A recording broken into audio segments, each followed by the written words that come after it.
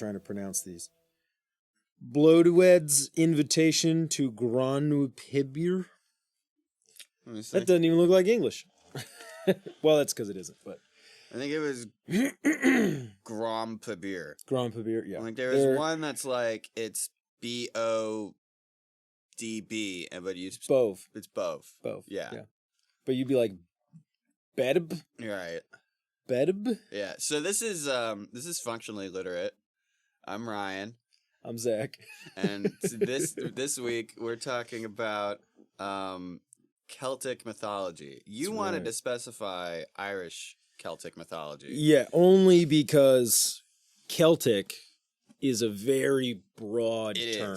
It is. It could cover, cultures from the British Isles all the way to northern Italy. Yeah. The Gauls, the Franks, there all kinds of different people were considered Celtic. Yeah. And if we were just like, well, what are the Celtic gods? Thousands. Yeah. There's thousands. And there's some that had just been lost because they were so specifically worshipped by such a geographically small area. Yeah. That then just got wiped out, by the Romans or by some other armies. My book, before it even got into the mythology of things, wanted to clarify that. It had a whole chapter. Who were the ancient Britons? And it's like, okay, so you've got the Britons, and then you've got the Gaelics. Mm-hmm. And that was like the two big camps that it divvied up. Yeah. But then in the Gaelics, you've got the Celts, and you've got the Fomor. Mm-hmm. And so that's a whole thing. Yep. And so I guess going by this book's standards, we would be covering the Gaelics. Would that be... Well, so the first story I wanted to talk about, and probably the only one I think we'll actually get through, is the coming of the Tuatha Dé Danann. Yeah. Which is actually before the coming of the Gael. So the Gaelic aren't even in Ireland yet. No. There are two groups currently in Ireland, although it doesn't even mention the Fomor until later. Yeah. So the two main groups in this story will be the current natives of Ireland, which is the Firbolg, or Firbolg, depending on how it's pronounced. There's three groups of Firbolg. Yes. As well. Did you write those down? No. Okay. No. In this story, they're just the Firbolg. The Firbolg. It doesn't necessarily differentiate between them because it's not relevant. And for D&D nerds out there, they're not like gremlin creatures. They're people. Yeah, they're not the if you're a Critical Role fan, it's not caduceus. They're not the sort of in D&D they almost look like these like they're sort of bovine to me. They have like cow features in my mind. Like they have the ears sort of reminiscent of cows. They have sort of elongated snout that looks more like a cow or a deer. Mm-hmm. But that is not necessarily what they are in Irish Celtic mythology. Yeah. Firbolg just means men of the bag. Men of the bag. Yes. I've briefly looked into some history that, best I can tell, the Firbolg at some point were slaves in a foreign land. And then when they got their freedom, they packed all their shit up in bags and moved back to Ireland. And that's why they were called men of the bag. I think this book alleged that they were from North Africa. Yeah. It says a lot of these people came from like North Africa or the Middle East originally. It said that, strictly speaking, Celts, their languages and religion derives from an Aryan origin. Mm-hmm. And then it also spread some fun facts like, hey, fun fact, technically, Indian mythology is Aryan in nature. I was like, correct. Did not know that. Yeah. Well, we're closing in on the end of classical mythology here, so we'll get into the Eastern stuff. Oh, yeah. Pretty soon. But anyway, it later talks about how there's also the Fomorians. Yeah. From the deep. But as far as like the beginning of the story, it doesn't even mention that they're there until later when it's like, and there's the Fomorians, who'd been there for a very long time. And you're just like, what? This is more like... Wasn't that relevant? This is more like, with the coming of the Tuatha Dé Danann, it's more like the gods overthrowing the Titans, is the closest analogy. In a sense, yeah. So the Fomorians and the Firbolg are also generally afforded this sort of celestial status. Yeah. As far as like the character, you know, like the chief king amongst the Fomorians is Baelor of the Evil Eye. Like he's considered a god or a devil figure. And Baelor's cool. It's pretty dope. I mean, I like... The way he gets killed is awesome. I mean, I didn't hear that part of it, but I like just his whole origin. Yeah. I thought was pretty cool. I mean, it doesn't make a ton of sense. No, he has this evil eye, and anyone that looks on it dies. But his eyelid apparently is too heavy, so he has to have other people open the eyelid for him. But the way he dies is actually Lug kills him. Lug kills takes him. a spear, and the spear is significant, but I can't remember exactly what spear it is.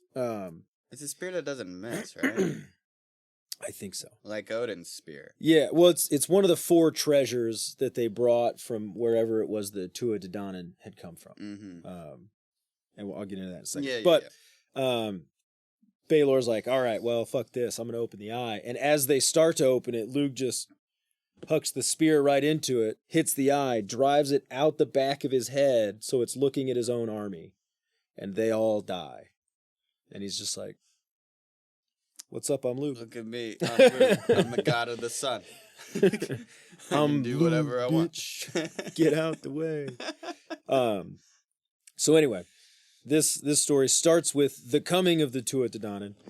And if it's not, there's a lot of things that really try to illustrate how celestial these people are, in that, you know, it specifies that they come in a mist. It's very mysterious, very sort of otherworldly. It's interesting that it makes a point to say that they came through the air and the higher air. So the air presumably being the mist and the higher air being everything above that. I don't mist. know. I mean, the mist is pretty low. And that they came from the north. So there's this theme of up, of transcendent, of elevated. They came from somewhere better and more sophisticated. Supposedly. It's interesting that they make a point to say that where they came from, they had 4 cities. There was Phalius, Gorius, Phineus, and Murius. In those cities, they had teachers. And from each of those cities, they brought one treasure with them. And so from Phalius, they had Arius the poet, who taught all of their young men. And from there, they brought the Stone of Virtue, also called the Stone of Destiny. The Stone... I've heard of the Stone of Destiny. There you go. It's the same one. That one. From Gorius, they had Urius the Noble, and from there they brought a sword. The sword doesn't have a name, but it is capital S sword, proper noun. That's Excalibur. Could be. There's been theorizing that Excalibur literally just means sword. Yeah. So I'm alligating that it's that. Very well could be. And because it doesn't have a name, you would assume that the sword is significant enough that it doesn't need one. Right. I interpreted that more to mean that they brought the idea of sword. Sure. I mean, you know, the idea of sword is pretty powerful. Right. They're just like, have you considered? Have you considered? We take that metal stuff you got, and we just flatten that bitch out. Sharpen those edges. And then make a handle. There you go. People you wouldn't even need to tell them what to do with that. You just hand them that and they go, oh yeah. Okay, so I get hold it here and I swing. And everyone else dies. And you're like, yep, that's right. I don't have to throw it? No. Yeah. In fact, we encourage you not to throw it. Yeah, don't. We have something for that. And it's from Phineus, where they had the teacher Marius, and that is the Spear of Victory, which I believe is the one that Lug threw. The Spear of Victory. That one's for throwing. Destiny. If you absolutely have to. It's still actually tactically a better idea to hold on to your spear. It's more of a stabbing. If you gotta throw it, it's in the right shape. Yeah. Go ahead. And then from the city Marius, they had Sinius the teacher, and And from there, they brought the cauldron that no company went away from unsatisfied. A cauldron? A cauldron. Capital C cauldron. Cool. So those were the 5 gifts. Well, those are the 4 gifts. 4 gifts. I thought you said there was 5. Nope, 4 cities, 4 teachers, 4 gifts. Okay. I also thought it was interesting, not that it's necessarily super relevant, that just as far as like the framing of how they looked at things then, was that they said in these 4 cities, the Tuatha Dé Danann fought their battles for learning. They fought their battles for learning. It wasn't just, like, learning wasn't to them this passive thing that you do. It wasn't, you sit down and you read and you learn something. It was an active effort, and great effort. And if the word battle is indicative, at some risk. Yeah. So I just thought that was interesting that they were like, learning is fucking hard. That actually makes sense. It reminds me of something. It might actually be in this story that you're about to talk about. I remember there was this whole thing where, 2 sides were clashing, and they fought for like 4 days, and there was great losses, and then they parlayed, and they were like, okay, so we're gonna make some weapons to gift to you, and you're gonna make some weapons to gift to us. And we're going to fight with equal forces. Yes. And it was very diplomatic, very unusually diplomatic, especially for these people. Yes. And that explains it quite a lot through the lens of we're learning right now. Mm-hmm. We're learning how to fight better. Yeah. So the Tuatha Dé come to Ireland. Which actually, that means something. It means folk of the goddess Danu, the Tuatha Dé Danann. That's right. Because nobody's going to know that. No. But presumably, she is the mother of all of the Tuatha Dé Danann. Mm-hmm. The king currently is a man named Nuada, who will eventually be called Nuada Argetlam. And they have a champion named Bress. So they land, and the Fir Bolg are like, well, this is probably an issue. Because, when foreigners show up, it's always to conquer. You're usually like, this is going to be a problem. Yeah. And so they're like, well, we're going to send a champion to scout him out. They send Sreng. Sreng. Sreng. Sreng. Sreng. Sreng. That's the champion of the Fir Bolg, to check out who these strangers are. And the Tuatha Dé Danann see him coming, and they're like, that's a pretty stout son of a bitch. Bress, go talk to that guy. And they're like, okay. So Bress heads out, and they meet, and they immediately like put up their shields, plant him in the ground. They're hiding behind him, going, what do you want? And they talk, and they're just kind of like, yeah, I'm the champion of these people. He goes, oh, yeah. Which, by the way, Bress is a beautiful man. That's correct. He is the most beautiful. Such that those who were to say something is beautiful will say it's as beautiful as Bress. Mm-hmm. He is the standard by which beauty is judged. And that'll be relevant later. Yeah. And so they start talking, and Sreng hears that Bress is speaking Irish, and so he's like, all right, I'm a little more comfortable now. They talk a little bit more, and Sreng's like, yeah, no, man, I wouldn't have been, so hasty with the shield work there, except I saw that spear you got, and it looks pretty sick and nasty, so I got behind the shield. And Bress was like, no, I get it. I saw that really heavy, thick-handled spear you got, and I also hid behind my shield. So, no worries. They're like, equal respect. And so they're like, yeah, okay, but what are you doing here? And Bress is like, well, my king has said, if your people are willing to give us half of Ireland, we'll leave you guys alone. There won't be any problems. That's that. I'm pretty sure he wasn't for that. And Sreng is like, not my call. I got to take it back to my king, and then we'll see what happens. And Bress is like, dope, sweet. But no matter how this turns out, we're buds, right? And Sreng's like, definitely.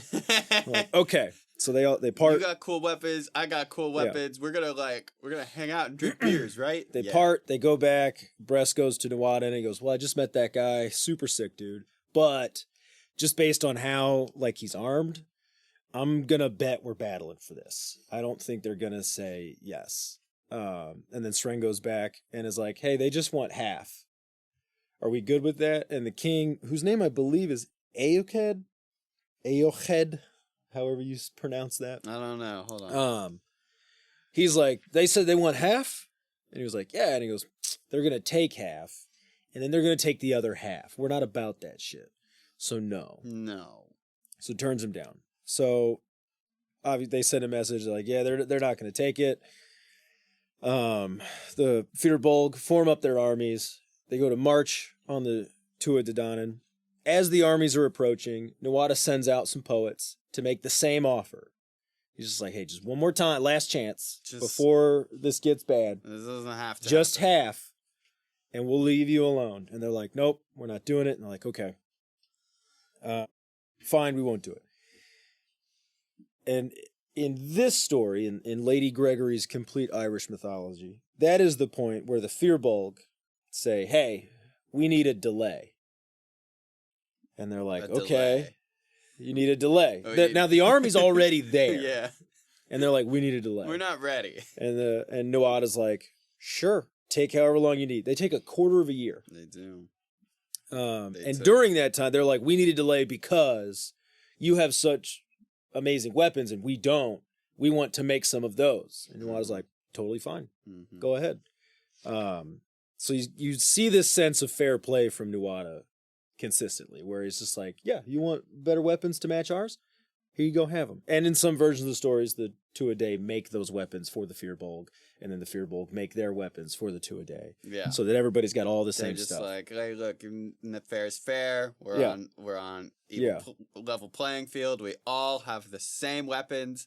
Now let's fight. Yes. And so then they start fighting finally, and I believe they start on May Day, on Beltina, the first day of summer. That sounds right. I remember reading that the equinoxes were more important to them. Yes. Than the solstices. The Correct. Solstices still had their place, but the equinoxes, as far as they were concerned, that was the changing of the seasons. Mm-hmm. Something that was I recognized from when we were covering Norse mythology. Mm-hmm. For these people, seasons was 6 months. Yes. So starting from transition into spring and then transition into winter. Yep. So they start well, for 4 days. Great losses and great achievements on both sides. Mm-hmm. Many champions made names for themselves and died. Ironically, we don't get those names. Yeah, no, it's all glossed. This is a theme that I've noticed. Is it like the actual fighting itself is always glossed over. We don't care. They just say great losses on both sides. And I think that is honestly Caesar's fault. It could be. I think because much of what is retained comes from Caesar when it comes to the tactics and battle. Mm-hmm. It's just... Yeah. Yeah. And we don't know exactly. I mean, it's unlikely they had cavalry, but we don't know. Yeah. We know they had chariots with horses, but did they have just people on horseback? We don't know. Yeah. It never really goes too much into the tactics of military units, although in like famous battles like in Cuchulainn at the ford, you see how people will fight one-on-one, but you don't really see how people fight as a group. Yeah. But anyway, so on the 4th day, Nuada rides out himself to go fight. And they've agreed to only field the exact same number of men. Yeah. Which, given that there were far more Firbolg than Tuatha Dé, I have to assume was Nuada's idea. Yeah, it was. And they agreed, probably because they felt real bad. They turned down his initial offer, and then he made them a bunch of weapons and gave them a 3-month grace period. Yeah, I think they weren't thrilled about it. No, probably not. They were like, no, we got bigger army. This is bogus. Yeah. No. But at a certain point, you've taken so many liberties with their stuff that you're like, wow, we kind of have to, otherwise we're the dick. We're going to kill them. And then they're going to be like, they didn't really win. Like, you don't want to taint your win. So when the other group's like, well, okay, we gave you all these things. How about you give us that we only field the same number? Well, we should clarify why that matters, why you don't want to taint your win. And the reason why is because culturally speaking, with these people, the winners their gods would be integrated into the society that was overtaken. Right. And so there was a proto sense of chivalry and honor to it that had to be retained. Yes. Otherwise, the new gods would not be accepted. Right. And if the new gods were not accepted, then the people that, the tyrants would eventually be ousted. Yeah. Well, it'd be this like, if you got Group A and Group B, so you have God A, you have God B. And Group A wins, but they win through some like questionably ethical tactic. Yeah. It's like, well, see what they did was they poisoned our food. So we couldn't actually fight them. And then they won. Then the god that they have would be integrated, but it'd be integrated with this like sub-persona of, yeah, but it's a god of trickery and lies. It's not. And they'd be like, no, it is. Yeah, it is. Because that's what you fuckers do. Yeah. So they wanted to keep that intact, and so they're like, well, we can't do anything to disgrace the image of our deity, because then the image of our deity is disgraced. And there will be punishment in the future from said deity for disgracing them. Yeah. Usually in the form of other people hating you. And we can't have that. That's how you die back then. There wasn't a real strict legal code to protect you. Gotta save face. Yeah, if people hated you enough, you just got murdered. And that was it. So, fourth day, Nuada rides out himself. They manage to overtake the king of the Firbolg, Eochaid, and they kill him. That's it. They kill the king of the Firbolg. Him and his guard, they die. It was something like he got thirsty, so he stopped at a river, and Nuada and his group just rode up on him and said, "Get some, bitch."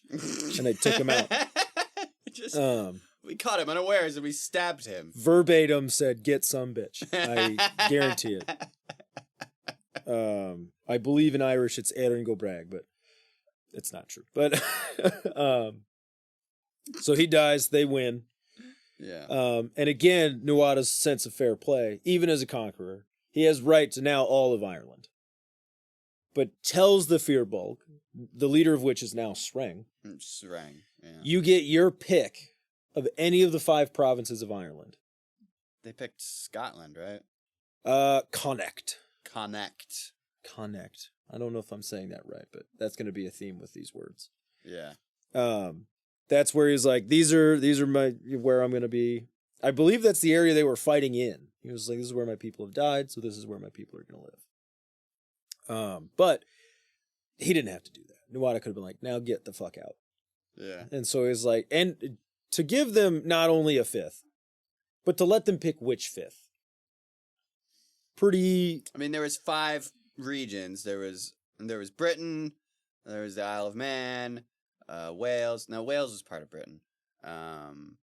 Scotland, Ireland. That's 4. There's a 5th one. Connacht, I guess. But anyway, so very kind of him to allow them their pick of wherever. Yeah. And then to just leave them be. Yeah. Now the problem for Nuada is that in this battle he lost an arm. In this version it was that he lost a hand. But same basic problem. Yeah. Which is that in this culture, when you're wounded in that way, you can't be king. Yes. To be king of the Tuatha Dé Danann, you have to be physically perfect. Yeah. And missing a hand is obviously not that. We should note that he doesn't he's not crippled. He gets a new hand. Correct. Their doctor, Dian Kecht. And then his son, Yeah. Mayak.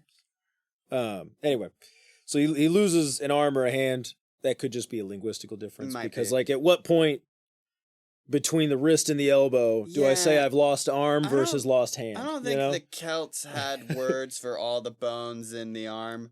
Probably not. They'd be like, it was actually severed right there at the base of the humerus. Distal humeral fracture. Yeah. No. So I don't know if it was a hand or an arm. Doesn't really matter too much. Lost a hand. Right. The point is he was maimed. He was maimed. And as a maimed man, he could not remain king. And so they pick the obvious second choice, the most beautiful person anyone has ever seen, Bress. Bress, the beautiful. Not only the beautiful, very skilled warrior, and good friend of the now king of the Firbolg. Not a bad political choice either. And he married Bridget. He did. Daughter of Dagda. One of the 3 daughters of the Dagda. Yeah. Now, Nuada goes through his own little excursion here where he, after losing his arm, he's very sick, which losing an arm will do to you. Yeah. The risk of infection there is just awful, especially in any sort of pre-modern medicine era. Yeah. The sword that cleaved that wasn't clean. No, none and of them. I'm willing to bet their sanitary practices are questionable at best. They don't have any. But anyways, he falls into an illness. He's very sick. And then the healer, Diankect, says, you know what, I can make you a new hand. Mm-hmm. So he fashions him a new arm or hand out of silver. Yeah. And it works. It says it has the movement to every finger. So it's a perfectly functioning magical silver hand, which is where he gets the moniker Argotlam, which means of the silver hand. Yeah. Since we're talking about mythology at all, in reference to how it influences later fantasy writing, anyone that's a fan of the inheritance cycle, so the Aragon books, would recognize Argotlam as the elvish word for the dragon riders, because they have this like silver, I don't know what we'd call it, pigmentation on the backs of their hands that signify that they've been bound to a dragon. Silver Maybe. And so it's impressive to me, the idea that Christopher Paolini at the age of like 15 started writing this fucking book and was already familiar with this story and was like, yes, the 15 when he wrote the Inheritance Cycle? He was 15 when he wrote Aragon. Started writing. I think he was published when he was 17 or 19 or something like that. He was 15 when he started writing Aragon? He was a child prodigy. Like, I mean, he was one of those kids that's like, I graduated high school as a fetus. You know, I got my bachelor's when I was just 4 months. You know, like, he's one of those. He's real fucking smart. Okay. But he was familiar with this mythology specifically, at the very least. I'm sure much more also, because that's such a specific word, and its meaning retains the same. So the fact that his elves would be influenced by Irish Celtic mythology, it makes sense. Really follows a trend. Yeah. That's where a lot of fantasy elves are inspired from, but he just borrowed that word straight out and was like, Argotlam, taking that. So there you go. There's your first tidbit of how the mythology influences later writing. Yeah. Very direct line there. I was also thinking of Harry Potter when, what's his face, cuts off his hand for Voldemort. Peter Pettigrew. Yeah. And then he gives him a silver one? Yeah. Yep. That's what I was thinking of. I was like, yep, there we go. Yeah. So anyway, he does this, and then sort of this side plot of like father and son here. Diankect has a son. I believe his name's Mayak. I have it written down. And he has a few sons. And Mayak is a much more accomplished healer who sees this magical silver arm and is actually like crude at best. He's like, I can do better. I can do better. And so he actually recovers Nuada's actual lost arm, which for some reason has not decayed yet. And over a process of several days, reattaches his actual arm, and it functions perfectly. Oh. And so, while he retains the moniker Nuada Argotlam, he actually no longer has the silver hand. Well, that's what he's known for. I mean, it's like when you're given a title. It's like, oh, you're the breaker of chains. Well, I mean, it's not like you break chains every day. No, I'm not still breaking them. So he gets that back, and then he's like, well, I can be king again. Yeah, I mean... Now, while all this is going on... That's what I'm wondering. Can he be king again? He can, and he becomes king again. Because while this is happening, Bress has really fucked the pit. It's bad. It's not good. He's a horrible king. Yeah. He is selfish. He's greedy. Yeah. He is unkind. Like some examples of things he does, he taxes random shit, and he's stupid. So like he'll tax milk from all white cows. So that farmers will go out of their way to like start these fires of like peat and fern and then smudge it all over their cows so that they're just brown and gray. And then Bress is like, well, I guess that's not a white cow. Don't bother taxing it. So he's an idiot on top of that. Mm-hmm. At some point, a guy builds a fake fucking cow and uses buckets instead of udders and like fills it full of bog muck and actually gets Bress to drink it, and it makes him sick. So he's just an idiot. So what I have here is he wanted milk from any brown and hairless cows. Oh, there you go. And everyone was like, great, we don't have any of those. But Bress was a crafty dickhead who, like, he kindled 2 fires between every single cow and singed and browned all of the hair. Cows. Yeah. And so he took all the milk, just all of it. Yeah. Yeah, either way, he's an ass. He started paying tribute to the Fomor, this is the point where they're like, yeah, the Fomor have been there this whole time. And you're like, okay, that would have been useful information.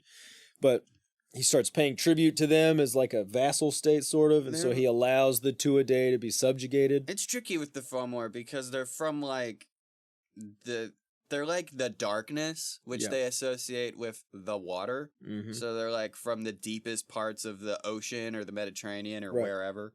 Yeah, they were probably, if we were taking a historical approach, some kind of seafaring people. Yeah. Because then, I mean, if you're in the British Isles and you have a seafaring people, they're probably Mediterranean. Probably. Which means probably darker skinned than you. Probably. And it would seem like they come out of the ocean, because where the fuck did they just come from? Well, the other part of that is, I was reading in here, this is where, mythology and religion kind of mix a bit, right? Because this was a religion to these people. They considered themselves the light. They considered anything that wasn't them the darkness. Right. Yeah, we're the good, we're the awesome, we're the thing you should be, and then everybody else is... Which, by extension, like, they genuinely believed they could do no wrong because they were the light. That's right. If I do in my nature what is right, and I am the light, then that must be what should be. Mm-hmm. Very convenient way of thinking. So, Bress is just a shithead. There's a story of a poet comes to stay with him, and he leaves going, I was hungry the whole time, I was cold the whole time, there was no entertainment. Like, this guy is awful.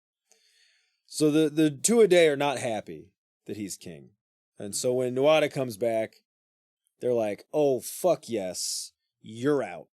And Bress doesn't put up a fight. He's just angry. He's like, nah, it was just stupid. I'm leaving. Now, important to Bress is that he knows who his mom is. He has no idea who his father is. Okay. Who's his mom? I don't remember her name. But the important thing is he doesn't know who his father is. Right. I don't even think I wrote down her name because it wasn't really that relevant, although she does have a name, and it does name her. And they have a lot of names. But he goes and he's just like, oh, I lost the kingship, I'm grumpy. And like, it's fairly relatable. When you really get kicked on your ass in life, you call mom. I was a bad king. Mom. Man. And his mom, also not being an idiot, was like, you need your father, because I can't help you with this. So explains to him who his father was. His father was actually a king of the Fomorians. Not the chief king, not Baelor. He was one of the lesser kings, but still a king of his people.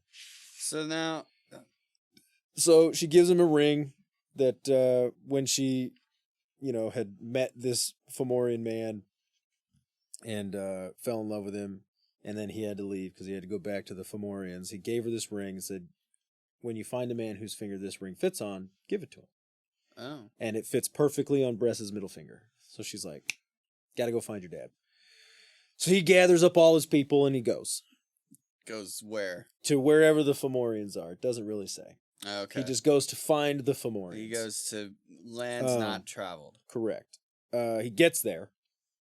Wherever there This is not a travelogue. We're not worried about the in-betweens. No. No Jonathan Swift novel. For however long. For the appropriate amount of time to the appropriate location. Yeah. Finds Fomorians. And there's a lot of animosity between the Fomorians and the men of the day. No, I mean, they warred. Right. And so they see this guy coming up and they're like, that's Brass. They used to be king of the Tuatha Dé, but he sucked, so they kicked him out. Let's make fun of this guy.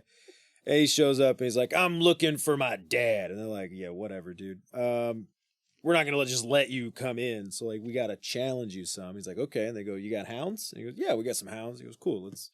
Let's like race our hounds or something. So they race him and Bress wins because he's got hounds to a day. They're the best hounds. I'm like, what about horses? You got horses? He goes, yeah, we got horses. They race their horses and he wins. And finally they're like, you know what? Fuck this. You got a sword? Who's the best with a sword amongst you? And they're all like, obviously Bress. So he comes out with his sword and his father was like in this group, sees the ring and is like, oh, stop. Wait. I don't want anybody dying. That's my son. That's my son. That's my boy. And so Bress cries to daddy and says like, well, I lost my kingdom and it's awful. And it's a little bit of self-awareness. He says, it is from my own injustice, but I was hoping you could help me take it back by force. And the story sort of ends with this like great bit of advice, or I guess chastisement from his father, saying that you have no right to take by force and injustice what you lost by justice, or what you could not keep by justice. So he's like, if you weren't a good enough king to stay king, you have no right to force it on people. But still being a father was like, that said, you should go talk to Baelor, and I don't know, maybe he'll help you. But I'm not going to do it. Because it sounds like you're just a shit king. Baelor would make sense for him to talk to, because when he became king, he married one of Baelor's daughters. Yes. He married Ethnio. Mm-hmm. That's right. Yeah. So that's the story of the coming of the day. And Nuada and Bress's very complicated kingship. Yeah.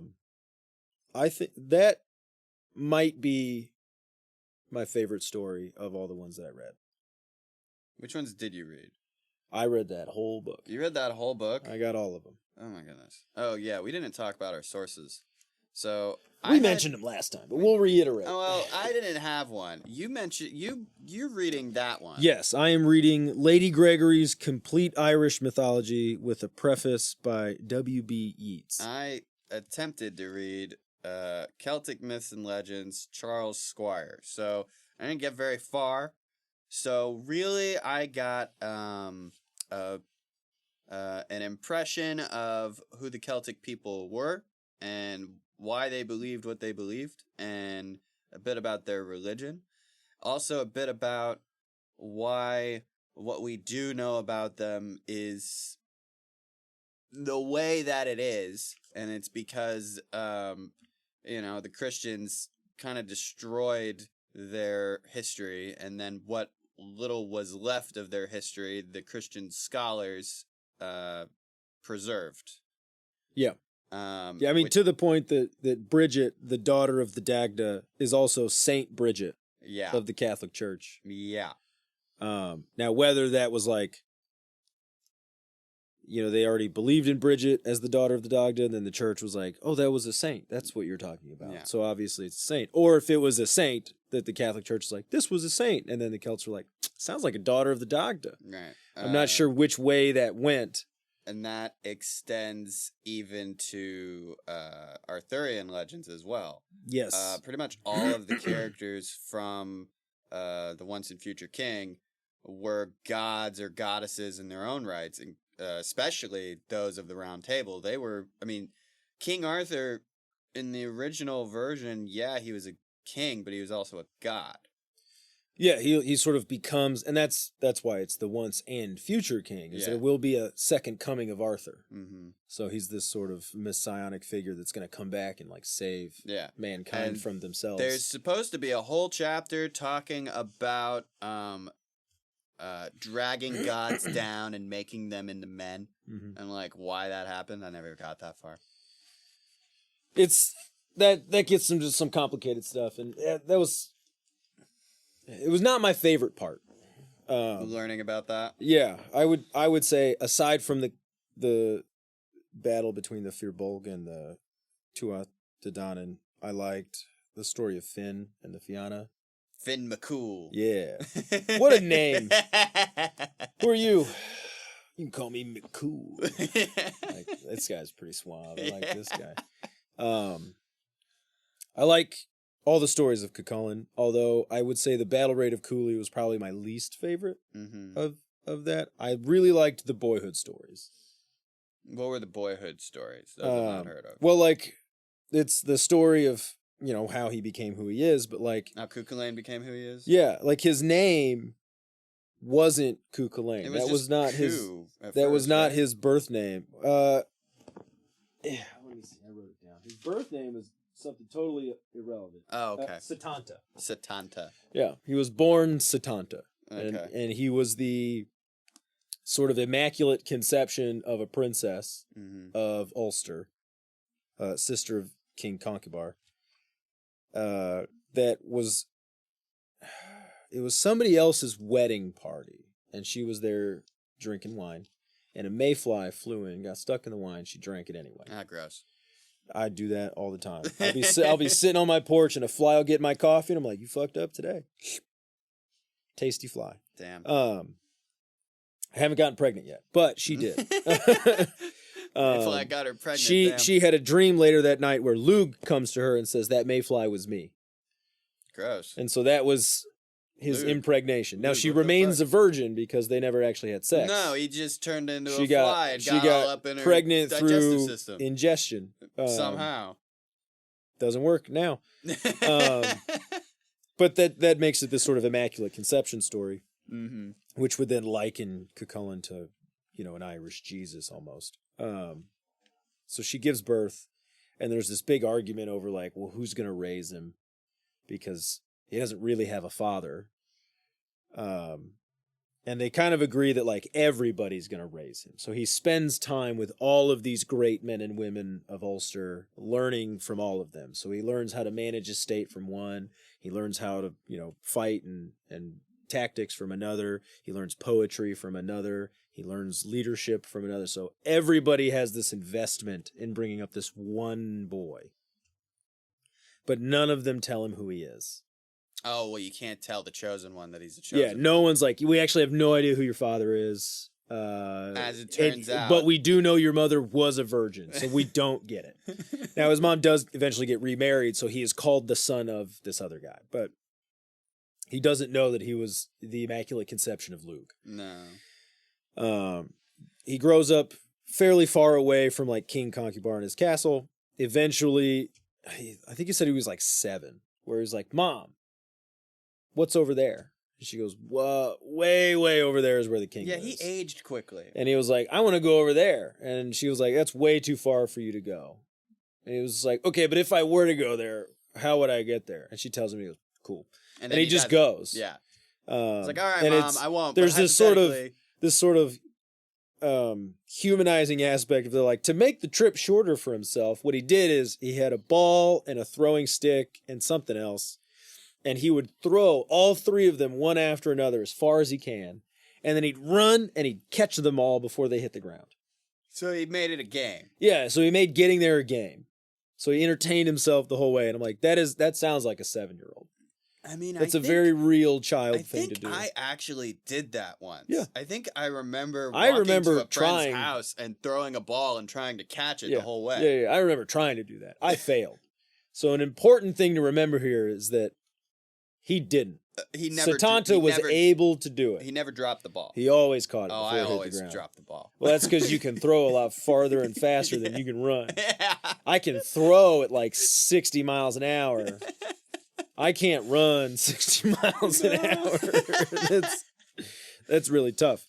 So he eventually gets there, and there's like all these little boys playing around, and he's just like, "Oh, sick! I want to go play with those boys." So he just jumps in, and all these boys are like, "You clearly don't know the rules," and they start trying to beat him up, and he just hands them their asses. Oh, and he goes, "I don't know why the fuck you're trying to beat me up." I just wanted to play with you. Well, he didn't know that was all the nobility's children. Uh-oh. And they had a rule that if you wanted to play with the nobility's children, you had to first come under the protection of the nobility's children. So you had to ask their permission and say, can I play with you? Will you protect me? And they'll say yes, and then you can play with them. But he didn't know any of that. So one of the guys that eventually comes to help raise Cú Chulainn. him sees him handing all these kids their asses, like, well, this is going to be an obvious problem. So just, grabs him by the scruff, takes him to the king, and is like, hey, this guy was fucking up everybody's kids, including yours. And he's just like, who are you? And he explains who he is, and he goes, oh shit, that's Setanta. My bad. We didn't know that. Anyway, you didn't know the rules here. You have to ask them to come under their protection in order to play with them. And he goes, cool. I didn't know that, so I can't be punished for that. And the king's like, that's fair. I didn't know. But do you want to keep playing with them? And he's like, absolutely. He goes, yeah, okay, well, I'll tell him. And then, the king goes and explains to all the kids. And he's like, so, there you go. And Cú Chulainn's like, well, can I be under your protection? Can I play with you? And they go, yeah. And he goes, great. Now I want you to ask me that. And they're all like, what? And he was like, I want you to ask to come under my protection. Because I kicked all your asses. And they're like, why would we do that? And he goes, I'll fuck you up again. And they're like, can we be under your protection? He goes, yes, you can. And so then they all play together. And let's play King of the Hill. Yeah. So he makes a point as a very small child, just be like, I'm not your bitch. Yeah. Okay? I'm my own man. I am and amazing, actually. At some point, I'm not sure which of these two happens first, but he gets his name Cú Chulainn, and then he actually starts taking up arms, like learning how to fight.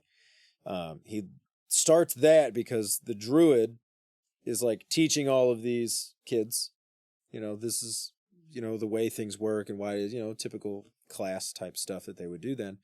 And Setanta overhears this prophecy that anyone that would take up arms today will have a glorious but short life. Mm. And so he's like, that's that shit I'm about. So he goes to the Master at Arms and is like, I would like to take up arms today. And he's like, why? And he goes, well, the druid just told me it'd be a really good idea to do that today. The druid. And he's like, well, if the druid says so. Gives him some weapons. They go out there and they practice. And like everything he tries to use just fucking shatters and breaks because he's just too damn strong for it. And it eventually comes to, he can only use the king's stuff because that's the only stuff that will uphold his abuse. The king's stuff is the best made stuff. He can only use the king's spear, the king's shield, the king's chariot. Everything else just breaks because he uses it too fucking rough. I imagine the king may have a problem with this. No, the king's like, give it to him, fuck it. Okay. See what happens. All right. Because the king knows this is the immaculate conception of his sister, the princess, and is going to be great. Oh, okay. The king knows. The king is aware of who he is. Yeah, sure. So he's just like, yeah, no, this is going to be a fantastic thing for my kingdom. So give him whatever he wants. Give him whatever he wants. But then the druid comes by and is like, did he just take up arms today? The king's like, yeah. He's like, oh, I weep for the mother of that child. He's like, whoa, wait, hang on.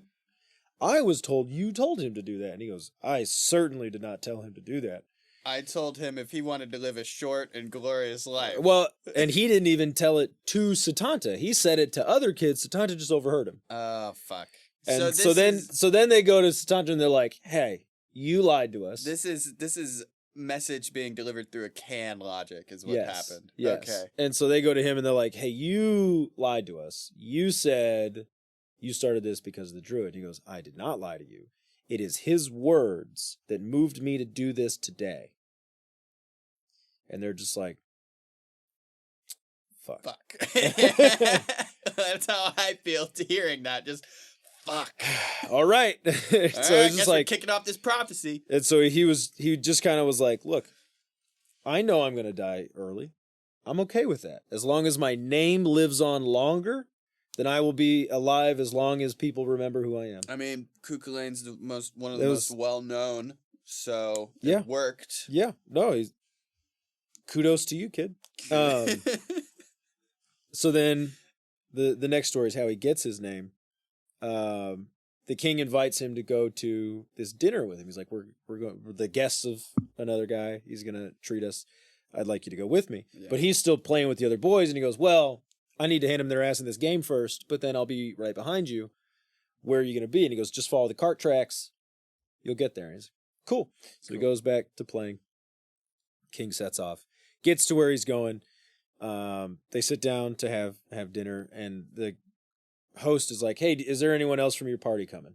And the king totally forgets that he told Setanta to follow him. He goes, "No, I don't think so." Were they traveling for a long time? Like, what's the context here? Less than a day. He forgot in a day? Yeah. Oh, dude. It's a plot device. He has to forget. He has to because forget. he goes, "Why?" And he goes, "Well, I have this dog. And it's a vicious, mean son of a bitch that'll kill anything that tries to come within my property except me." Ah, fuck. And I'm going to set him out. That dog, isn't he? And it was like no men can kill it. Like it takes 4 men to get it put away every day. Yeah. You know, it's this big mean rabbit dog. Gotta foreshadow it. It's fucking Fenrir out here. And the king's just like, "Wow, that sounds nasty. Go ahead and set him out, though. We're all good." And so he sets him out. Setanta gets done playing, takes his ball, takes a stick, does his little thing. We're going to throw it and then go and catch it. Following the cart tracks. So he's following the cart tracks. He throws the ball. He throws the stick. He runs and he catches him. And he hears this howling. And he's like, "Uh-oh." And he looks up and this dog is just fucking rushing at him. And it's a big, mean-looking dog. And all the men in the house hear this and are like, "Whoa, shit, what was that?" And they're all... The dog's attacking. And like it says, they don't even use the doors. Like they're jumping over walls to get outside faster to see what the fuck is going on. And they just see Cú Chulainn go, "Oh, a dog." And he just... It's pretty graphic how he kills it. I don't remember the exact way he first incapacitates it, but he hits it over the head or like he rips his jaw open or something, like, and then he just picks it up and he bashes its head on a fucking rock until it dies. Damn. And all these guys just watch that and they're like, "Holy shit, that was amazing." Everyone's fucking applauding and the king's like, "You're so fucking strong. Oh my God, I love you so much." You murdered our dog. It's so cool. And the host comes out and is like, "You piece of shit. You killed that dog. You motherfucker." And he's just like, "What?" And the king is like, "What are you talking about? This is amazing." He goes, "No, it fucking isn't, dickhead. That was my dog. That was a member of my family. Oh, no. That protected my livelihood. I'm ruined." And so Setanta was like, "Don't worry. I will make sure we find another dog just as vicious, just as mean. And until that dog is raised, I'll be the fucking guard." Oh. And so he becomes Cú Chulainn, the Hound of... The Hound of the King. The name was... the name of the owner was like Culainn or Cooley or whatever. Cú Chulainn. So he is the Hound of Culainn. The Hound of Culainn. That's how he got his name. It's pretty dope name. Yeah. It's pretty... I mean, that... And so that was when, like, his sort of... That was the foreshadowing of that he will be the protector of Ulster. He'll be the Hound of the entire kingdom. And no one will come within the borders of Ulster without having to get through Cú Chulainn. Okay. I want to shift a little bit. There's not much to this story. This is a story of me yesterday reading this book and getting bored. Oh, boy. Yeah. So, that'll happen with mythology sometimes. Fair warning to anyone that wants to try to follow along with this.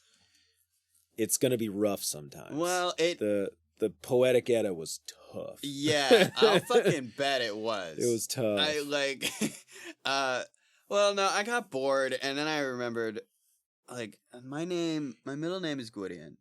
And I know that came from in here somewhere. Fuck it. I'm just going to the index. So I fucking went into the index and I looked for my name and I found it. It is on page 260.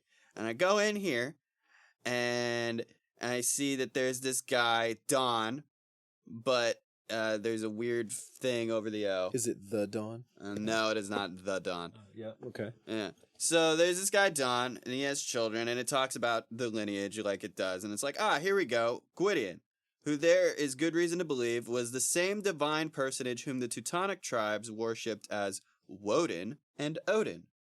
Look at that. Yeah. Thus equipped, Gwydion, son of Don, became the druid of the gods, the master of illusion and fantasy. Do you know what my dad's name is? Is it Don? It's Don. I am outraged. He knew that. I am outraged. You know he knew that. Neither of my parents at any point chose to enlighten me that the meaning of Gwydion was son of Don. Or that it's Odin. I think more importantly. Yeah, we actually named you after the Welsh name for Odin. So anyway, there's almost no guarantee you live up to that. No. There's actually, you're going to be nothing but a disappointment. Zero chance. To that name. I'm not going to try. The other part... That's all right. My middle name is Paul. And if you've read the Bible, he's a murderer. Oh, fuck. So my mom really set me up for success because she's like, as long as you don't kill people, nothing but up. It gets weirder than that because my mom's Celtic name is Arian Rod, who is the sister wife to Gwydion. Oh. Yeah. Yeah, I don't know where these naming conventions came from. I can't ask them. But I do think it's cool that Gwydion is also Odin. And a druid. Which checks out, because Odin did, no magic and runes. And I mean, Odin traveled a lot. He did. Like, the few stories about Odin that I've read was about him traveling to obtain more wisdom. Always was. So it makes sense that he would be integrated into another mythology in that way. Yeah. Yeah. Because he was... Yeah, no, he was the druid of illusion and fantasy. And the good friend and helper of mankind. Oh. Supposedly. But yeah, so there was one other thing. My wife really wanted me to share this story, so it was a little easier for me to swallow because I was watching stuff instead of reading stuff. There we go. The story of Bridget Cleary. Bridget Cleary. The name sounds familiar. So, here's the story in a nutshell. Bridget Cleary got sick. She got bronchitis. But around this time, she was also visiting fairy circles. Oh. Yeah. She was trying to reconnect with a dead loved one. I believe it was her father. And her husband was... Could you clarify what a fairy circle is? A fairy circle is something that in Celtic folklore that was believed to be a gateway to other worlds. So it was a pretty bog standard way for people to talk to the dead because the dead go to other worlds. Right. Now, what do those look like? What do the fairy circles look like? It literally looks like a circle made out of mushrooms, which is a natural phenomena. Yes. First of all, that's how mushrooms will spread. Yeah. Especially if you have a stand of any mushroom. But if you see a mixed stand of mushrooms, that is probably where there used to be a tree and the root matter is decomposing, and it starts at the center and moves out. Fungus is cool, man. Fungus is cool. Yeah. So that's the other interesting thing about, like, a lot of the the beliefs that held on throughout the ages aren't even really related to the Celtic mythology. It's just something that's tacked on. It was, like, a lot of the stuff that Celts believed, they believed before their gods even came about. Yeah. Well, because the fairies are the Sidhe. Yeah.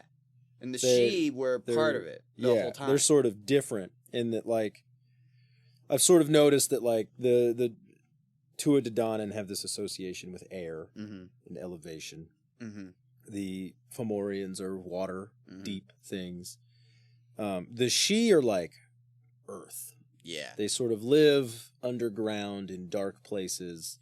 They didn't always, and they don't always stay there, but that's sort of where they've been pushed, like, by humanity, is into these places. Yeah. And to the underground. They're typically fairly resentful. Yeah. Because they don't necessarily want to be there. No. Which is why you get a lot of stuff like, in Dungeons and Dragons in the Feywild, a lot of shit's trying to hurt you. Yeah. Because they don't like you. Yeah. And then also they don't think like we do. No. The way it was explained to me in this book is Fae often think in ways that make perfect sense to a child, but to nobody else. Yes. They're sort of this like personification of child morality. Yeah. Where it's like right and wrong on the surface, you go, yeah, totally. Yeah. And like any 5-year-old would be like, But then like as you think of it, you're like, no, there's consequences to this. Like there's going to be ramifications in the future that are not going to be good. Like the ultimate outcome of this is going to be bad. Right. And they're just like, I don't know. This is, you need to make this right now. You need to balance these scales now. Right. It's very immediate. No concern for the future. Yeah. Well, anyways, Bridget Cleary, she lost a loved one, and she was going to fairy circles to talk to him. And also, it should be noted that she was a very successful textile worker. Like, she made dresses and stuff, and she was pretty good at it, and business was taking off, and her husband was a carpenter or some shit, and he wasn't as good at his job. He wasn't bringing in the money. It's speculated that that's part of why this whole terrible event that I'm about to tell you about happened, which is she got bronchitis, and genius her husband is thought that she was a changeling. Classic. Yeah, this happened in like 1895. Yeah. All right, that's not the time frame I was expecting. No. If we're gonna be honest, I thought you were gonna say something that started with 17. No, this was 1895. Okay, when this happened. Yep. Her husband was convinced that she was a changeling. 1895. In 1895. Now, it's very important to remember that 8 years later was the first flight. Right. Exactly. Jesus. For context. Oh man. A big part of this whole controversy is that like we're in this stage where we're advancing, right? And these stories, in a way, like believing in these stories is holding us back. Mm-hmm. And this is a perfect example of that, because her husband, he goes and tries to find every possible solution to this problem, because he doesn't want to like 100% believe that she's a changeling, but he's very legitimately concerned that she is, because the whole thing about changelings. Well, yeah, if you think about it, if he loves his wife, the last thing he would want is for his wife to have been murdered and replaced. Right. Or to find out she's been lying to him this whole time. Right. We should clarify what a changeling is. A changeling is a fae creature that will kill someone and take their form and just live out their life. Yep. And the reason why that's considered terrifying is because, I mean, like, from a practical viewpoint, that means that you are looking for any minute changes in everyone around you. Yes. And anytime someone is overly forgetful, you're like, wait a minute. Right. Why don't you remember that? Mm-hmm. You were there. Mm-hmm. Changeling. Right. Like, literally, his one of his reasonings was... How many people do you think just got amnesia? And they were like, fucking changeling. Dude. Right. Death. All right. And so this woman, Just she's got bronchitis and she doesn't want to eat bread, so he thinks she's a changeling. Bread is very scratchy when you have bronchitis. Yeah, it is. It's not good. And so he goes all about, like, he appeals to the church, and he appeals to a doctor, and he tries to cover all of his bases to make sure that she'll be okay. But then he's finally like, look, I've got to do what I've got to do. Right. I got to do this ritual to save my wife. And this ritual involves killing her if she doesn't do what he wants, which is he gets a posse together and forces this chemical into her mouth, and he asks her 3 times, what is your name? And, it just goes terribly. And then she lies to him. She's like, they took me. And, she tells this whole fabricated story about, like, where she was and how scary it was and how they wanted to replace her. But because they saw, like, his determination to get his wife back, they decided to return her. And so for a few days, he lets it go, and then they're good. But she still fucking has bronchitis. Mm-hmm. And so she still won't eat bread.